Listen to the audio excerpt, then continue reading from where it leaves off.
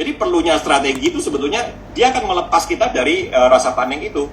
Karena we know exactly what we are doing. Tidak ada, saya katakan tidak ada 100% kepastian di dunia keuangan gitu kan. Semuanya probabilitas. Jadi bisa aja dia pergi ke arah yang berbeda dari yang kita expect ini. Tapi kalau kita tahu apa yang menjadi alasan kita beli dan jual, maka rasa panik itu akan bisa dihindari gitu. Tapi ada downside-nya. Enak untuk saya mengatakan pakailah strategi dan sebagainya. Memang enak sekali untuk ngomong begitu. Downside-nya adalah susah untuk bikin strategi yang bagus gitu kan.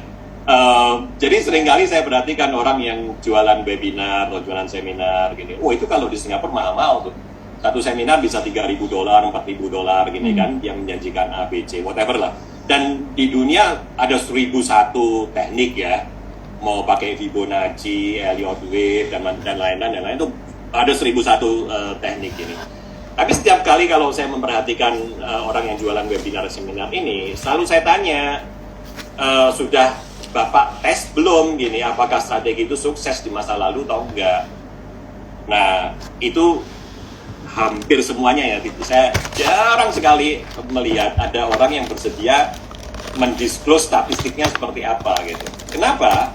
Karena kalau didisclose mungkin statistiknya jelek. Nah ini saya ingin memberi beberapa contoh kepada teman-teman. Kita sendiri di Pinnacle Investment, kita sangat fokus gitu. Jadi kalau kita meramu sebuah investment strategi, itu sudah kita tes dulu. Di masa lalu dia jalan atau enggak. Nah oke, banyak orang mengatakan masa lalu tidak dijamin untuk terulang di masa depan. Which is extremely true, 100% benar. Cuma poin saya adalah kalau di masa lalu aja nggak pernah benar, kenapa kok kita expect di masa depan akan benar gitu kan? Bahwa ya masa lalu tidak dijamin akan terulang lagi di masa depan, tapi saya jauh lebih merasa nyaman kalau di masa lalu terbukti dia jalan gini. Sehingga kalau kita bilang oh ya mungkin di masa depan akan jalan terus, paling nggak ada alasannya untuk mengatakan seperti itu. Dibanding kalau di masa lalu nggak pernah sukses strategi ini, terus kita adopsi aja kita pikir masa depan akan sukses, itu kan menurut saya tanda tanya besar ya. Jadi untuk teman-teman saya akan sharing 1-2 strategi saat ini. Kalau boleh lanjut Kang Lee. Oh sorry, sebelum kita ngomong strategi kita ngomong ini dulu, risk management. Jadi ini salah satu buku yang untuk saya paling bagus, buku paling bagus tentang risk management. Dia baru muncul awal tahun ini sih. Nah, kenapa saya suka sekali buku ini? Biasanya buku-buku yang lain ya tentang risk management itu memberi advis-advis yang sangat general gini, sangat-sangat umum sekali. Jadi sebetulnya susah untuk diterapkan kitanya sendiri sebagai trader gitu kan.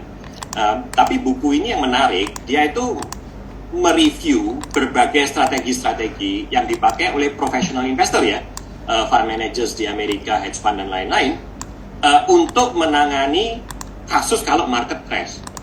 Jadi kalau seandainya marketnya itu bergerak ke arah yang salah gitu kan, itu bagaimana caranya investor-investor ini menangani kondisi seperti itu. Nah, jadi saya sukanya yang menulis ini juga quant investor nih, semuanya dia tes, bukan cuma sekedar ngomong. Kalau orang ngomong gampang ya, tapi yang selalu saya katakan, kita harus tanya buktinya mana gitu. Jadi yang saya suka sekali dengan bapak-bapak penulis buku ini, mereka tes gitu, mereka sampaikan buktinya. Ternyata beberapa strategi yang sangat populer di mata awam itu ternyata tidak efektif untuk menangani, mencegah atau menghandle situasi di mana marketnya crash gitu kan. Jadi pertama tuh long puts. Ini untuk teman-teman yang nggak terlalu familiar dengan dunia option. Put itu opsi yang memberi hak kepada pemegang opsi itu untuk menjual sebuah saham di harga tertentu gini kan. Jadi kalau misalnya strike price-nya, harganya yang saya punya hak untuk menjual tuh di harga $100 gini. Sewaktu harga sahamnya anjlok tinggal $20, ya saya tetap punya hak untuk menjual di harga $100. Jadi itu proteksi yang sangat efektif sewaktu marketnya turun. Nah kenapa dianggap tidak efektif? Karena kan sebelum market betul-betul crash, kita kan nggak ada yang tahu. Kita nggak ada yang bisa exactly tahu bahwa oh minggu depan mau crash gitu kan. Jadi kita harus beli setiap bulan, kita harus beli option, beli option, nah, sampai akhirnya marketnya crash. Ini sama seperti kalau orang beli asuransi untuk kesehatan misalnya atau asuransi jiwa gini. Kalau kita orang muda yang sangat sehat, setiap tahun kita beli asuransi jiwa ya nggak mati-mati ini kan. Jadi dengan kata lain atau asuransi kesehatan itu, dengan kata lain preminya hangus. Sehingga kadang-kadang kita jengkel sendiri, sialan ini kan buang-buang duit gitu kan. Tapi sewaktu akhirnya malah petaka terjadi, baru asuransi itu betul-betul bermanfaat gitu. Nah, sewaktu dihitung oleh bapak-bapak ini, kalau kita membeli long puts terus-menerus seperti itu, memang sewaktu marketnya crash, kita untung.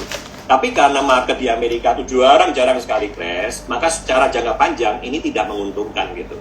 Yang menarik lagi gold sebetulnya. Sekali lagi banyak orang merasa emas itu adalah investasi yang paling bagus gini kan untuk hedge, terutama inflasi ya.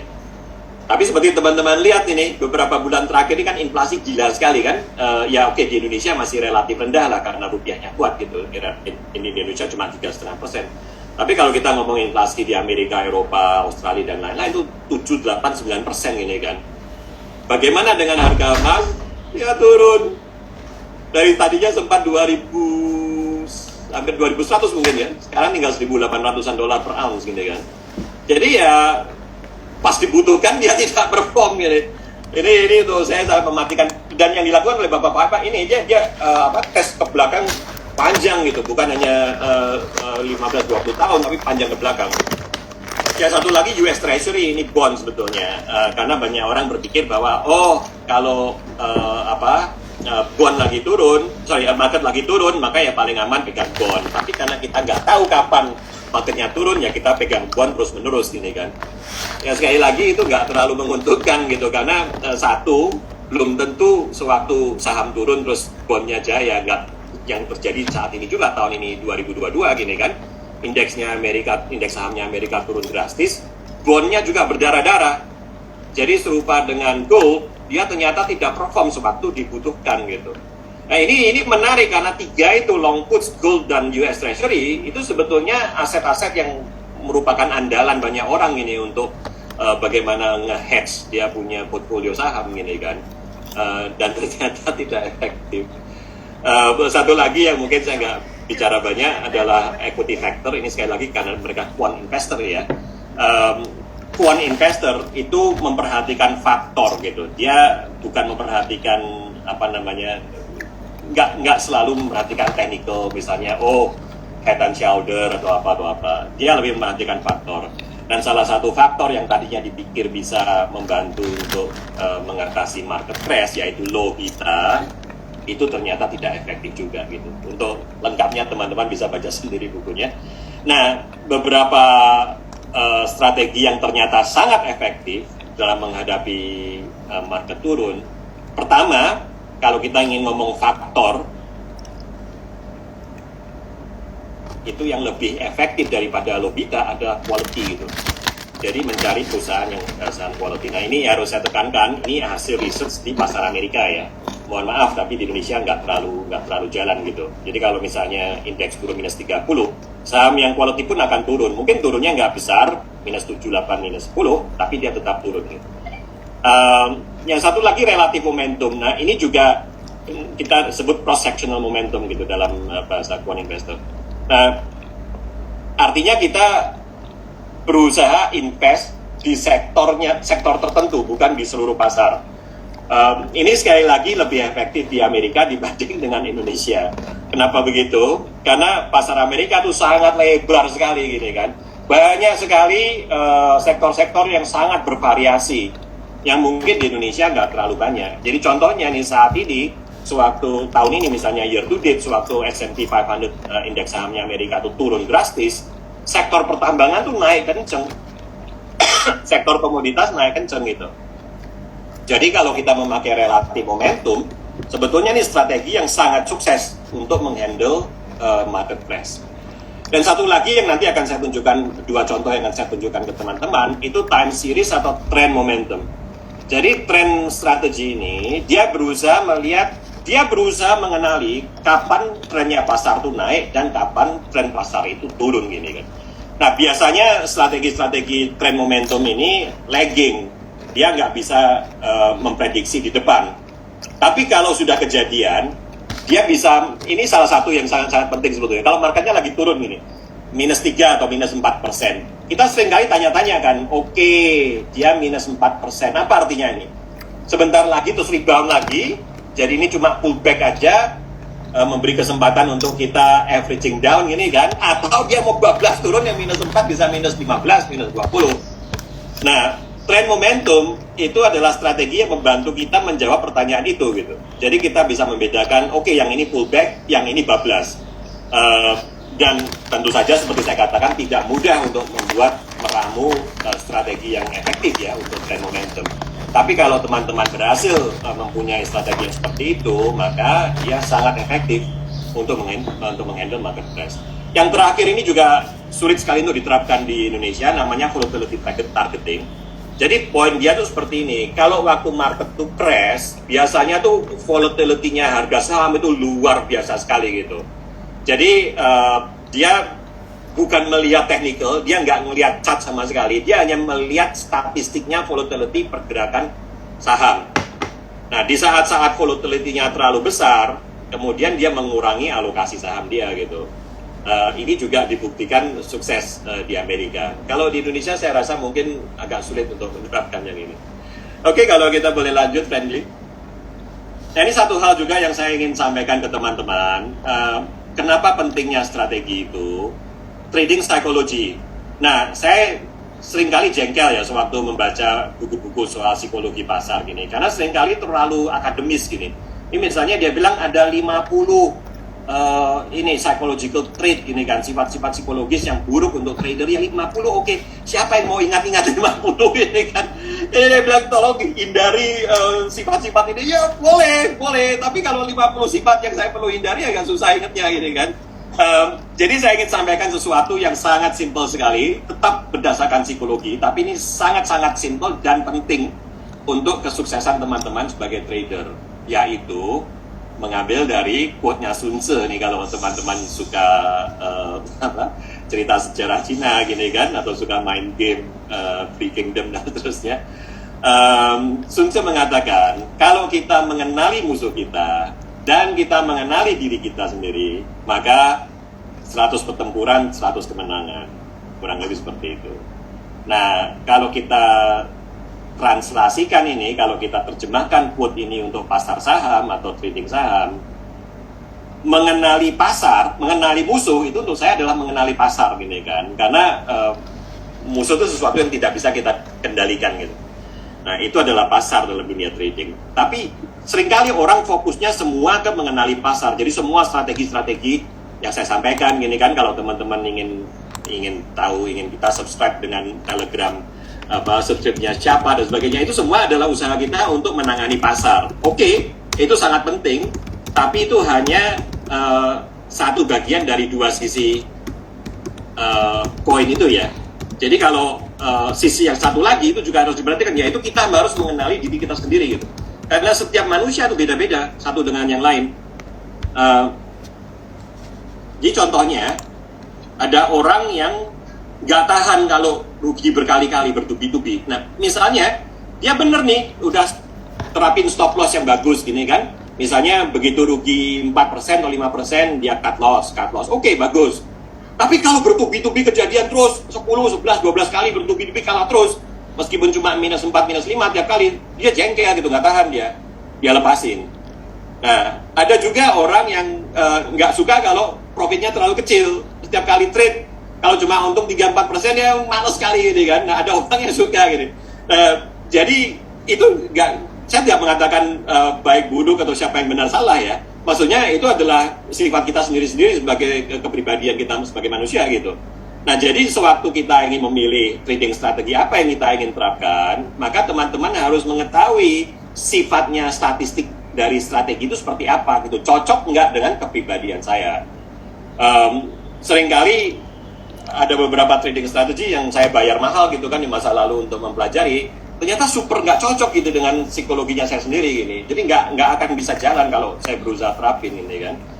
Contoh yang gampang ini, saya sama sekali bukan day trader. Ada orang yang bisa duduk gitu kan, mengamati naik turun, oke beli jual. Itu tuh saya sama sekali nggak cocok deh. Jiwa saya nggak seperti itu gitu. Tapi ada orang yang cocok juga. Nah, ini saya nggak mengatakan day trader bagus atau buruk ya. Sekedar kita harus mengenali diri kita sendiri gitu, dan kita menyesuaikan strateginya sesuai dengan kepribadiannya kita. Oke, kalau kita boleh lanjut cepat aja nih kita beri contoh. Ada 2 contoh. Oke, yang pertama ini salah satu strategi yang kita ramukan di Pinnacle. Strategi ini sebetulnya tadi yang kata-kata time series atau trend momentum untuk indeks Nasdaq 100 ya di Amerika. Indeks Nasdaq itu adalah sektor teknologi. Dan kenapa dia menarik? Karena dia rata-rata lebih volatile dari S&P 500 gitu, yang broader market index. Nah, kalau kita ingin meramukan sebuah strategi, itu kita menuntut strategi itu harus lebih bagus daripada indeksnya sendiri. Karena kalau enggak ya saya beli aja ETF indeks gini kan, gampang gitu. Nah, strategi ini kita sebut iVitas. Annualized return-nya ini masa backtestnya ini ya dari 2005 sampai 2020 ya. Jadi dia 15 tahun testing, 15 tahun gitu. Return-nya rata-rata per tahunnya sekitar 15,6%, yang lebih bagus dibanding indeksnya sendiri 13,9. Nah, indeks itu ada dua versi yang sehari-hari kita lihat. Kalau teman-teman lihat IHSG setiap hari itu ada versi yang tanpa dividen dan ada versi yang termasuk dividen gitu kan, kita sebut total return. Nah, dengan sendirinya kalau total return dia lebih tinggi dari yang normal, yang standar, karena dia memasukkan pendapatan dividen. Strategi ini kalau terhadap Nasdaq 100 yang total return kurang lebih returnnya sama gitu, setiap tahun kurang lebih 15,6. Dan standar deviasi itu kita pakai untuk menggambarkan risiko naik turunnya, kurang lebih juga sama sekitar 20%. Tapi yang teman-teman perlu perhatikan maximum drawdown-nya. Maximum drawdown itu kita lihat sepanjang periode yang kita tes, dalam hal ini 15 tahun ya. Kita liatin dari top ke bottom, itu yang paling parah itu minus berapa gitu. Nah, Nasdaq 100 selama periode 15 tahun itu yang paling parah tuh minus 51,5%, which is quite bad actually kalau untuk investor saham ya. Untuk investor crypto mungkin nothing ini, tapi kalau untuk investor saham kehilangan separuh dari kekayaan kita ya cukup parah sih. Nah, dengan menerapkan strategi ini yang terburuk itu hanya minus 35%. Nah, kalau kita melihat dari sisi trading, kurang lebih 67% itu winning trades ya, kurang lebih 2/3 dari trade yang datang. Dari dalam 15 tahun kita hanya trade 12 kali gitu. Jadi ini bukan trading yang sering-sering ganti-ganti bolak-balik jual beli gitu. Average holding period dari setiap kali trade itu kurang lebih rata-rata dipegang selama 449 trading days hari. Kalau kita boleh lanjut, Friendly. Jadi ini saya sampaikan chartnya, relatif performance chart. Ini log scale ya, teman-teman. Kalau yang kapan hari itu sudah mengikuti seminarnya yang Rita organize untuk technical analysis, itu ada satu bagian yang membahas tentang chart yang biasa dan chart yang log scale. Ya, teman-teman bisa lihat yang warna oranye atau kuning itu adalah indeks sahamnya, NDX 100, Nasdaq 100 maaf. Yang warna biru itu adalah strateginya sendiri gitu. Jadi bisa teman-teman lihat dalam tempo 15 tahun, kalau kita invest saja di Nasdaq 100 Index itu kurang lebih naik hampir 8 kali lipat, mungkin 7,5 kali lipat mungkin. Tapi kalau kita pegang strategi ini mungkin naik 9,5 kali lipat gitu. Jadi ini merupakan strategi yang jelas-jelas superior dibanding pegang indeksnya sendiri. Kalau kita boleh lanjut, Friendly, itu tadi adalah indeks untuk Amerika. Ini untuk IHSG, ini sebuah market timing strategy yang kita terapkan juga di Pinnacle Investment. Jadi yang warna biru itu adalah IHSG-nya sendiri gitu. Kalau teman-teman perhatikan ya, ini dari 11 April 2018, hari di mana fund yang ini diluncurkan gitu. Nah, yang strategi kita yang murni gitu, yang standar itu warna oranye. Tapi untuk mengikuti aturan OJK nggak bisa kita terapkan yang murni standar itu. Jadi kita kalau mengikuti yang regulated aturannya OJK itu yang warna hijau. Tapi kita mau memakai strategi yang oranye maupun yang regulated, itu jelas dia outperform indeksnya sendiri ya, IHSG-nya sendiri. Jadi sekali lagi untuk saya, kalau teman-teman ingin trading, sebelum kita trading, sebaiknya kita harus tahu dulu strategi apa yang ingin kita pakai. Dan kita harus yakin bahwa strategi ini secara umum, jangka panjang, dia akan menguntungkan gitu. Kalau seandainya teman-teman tidak memiliki strategi itu, maka anjuran saya adalah ya kita pakai ETF indeksnya aja gitu. Sewaktu teman-teman merasa bahwa investasi saham bagus, tinggal beli indeks ETF-nya gitu. Kalau boleh lanjut, terus lagi slide 23 ingat saya. Nah, ini jadi beberapa reksadana yang dikelola oleh Pinnacle. Kalau teman-teman lihat yang kiri bawah ya, left bottom, itu adalah ETF kita gini. Nah, kita ada 7 ETF sebetulnya, tapi yang saya ingin highlight adalah 3 ini. Yang paling saya ingin highlight itu yang nomor 1 sebetulnya, Pinnacle FTSE Indonesia Index, XPFT. Itu dia sepanjang hidupnya dia berhasil outperform IHSG kecil. Sebetulnya tujuannya dari reksadana ini adalah untuk mewakili indeks saham IHSG. Tapi sepanjang since inception dia sebetulnya agak outperform dikit gitu. Jadi seandainya teman-teman tidak memiliki strategi yang bagus yang kita bisa andalkan untuk mengalahkan IHSG, maka ya paling gampang langsung aja beli indeksnya gini kan. Jadi nggak perlu bingung. Saya rasa mungkin cukup sekian dulu dari saya, Rita. Mungkin bisa dibuka floor-nya untuk pertanyaan dan komentar dari teman-teman. Oke, thank you banget, impresif banget dan very insightful ya buat teman-teman yang baru trading nih, pasti akan sangat membantu dari salah satu orang yang udah cukup senior nih di pasar modal. Memang nih udah ada beberapa pertanyaan ya. Ini mungkin kita mulai dengan yang paling mudah dulu nih. Apa sih buku trading psikologi yang disukain dan direkomendasi oleh Pak John? Buku trading psikologi. Ada gak?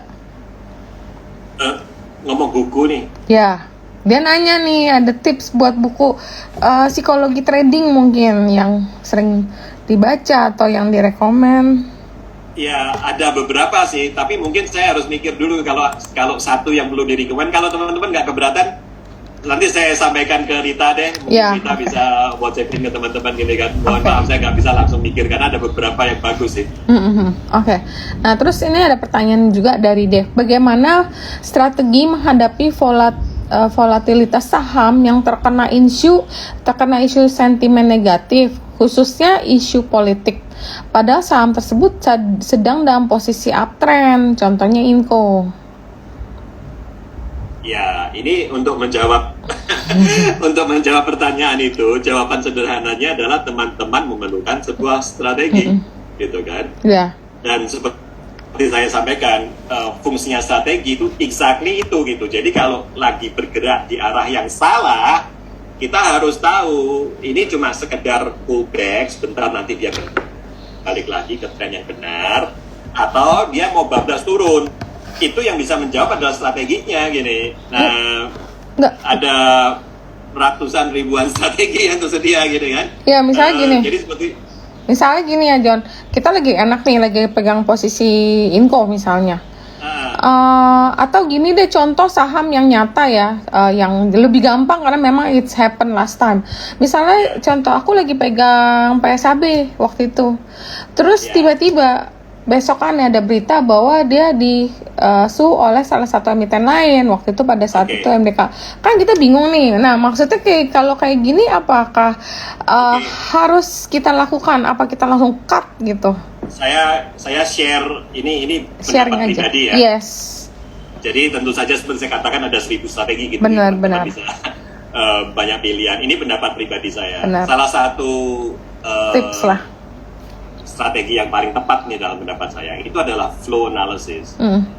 Jadi kita harus melihat siapa sih sebetulnya yang jual beli saham di Indonesia itu gitu kan. Dalam pendapat saya ada 5 kategori investor atau trader gini. Yang pertama itu investor asing. Yang kedua itu adalah investor lokal. Jadi manajer investasi, perusahaan asuransi, gini kan, institusi lokal.